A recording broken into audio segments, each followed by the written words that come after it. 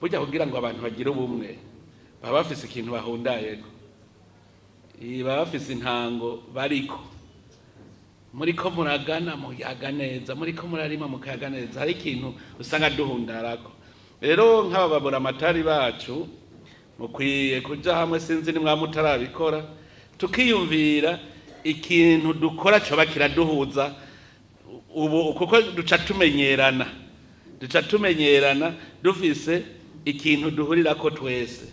Rero ngira ngo ni mwamutaravyiyumvira nivyo twobijako tukiyumvira kugira tumenyane nuko tuba dufise ikintu duhurira, kataco dufise duhurirako, umwe aguma yibereye hiyo uwundi hiyo tukaguma dusanzaye, mugabo kugira twegerane nuko tugira ikintu duhurirako. Kandi ndazi yuko intara yose irafise iciriko irakora, iyindi irafise iciriko irakora, mugabo uno munsi turashobora kwiyumvira tuti mbega twokora iki kitunezera twese, kidukwega tuguma, iyo uhaciye ukavuga ngo ndabe ca kintu cacu, tuzoca dusanga rero hageze mu mwaka wa 2025 twese dufise ikintu kidukwega, twaramaze kumenyana kandi tumenyerana. None rero nizeye ko iki kiganiro tuganira cyane n'iganiro kiraba ingene twotera imbere, ingene iyi ntara tuzoyivyura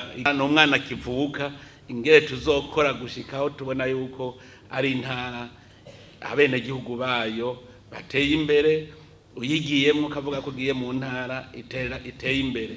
Nico kintu ca mbere gikomeza intara. Ntiwoja uvuga ngo intara yacu ya Gitega, ngo intara yagutse ya Gitega, ataco wirata kiba kihari. Mu biganiro rero by'uno munsi ndizeye yuko ico twogikora.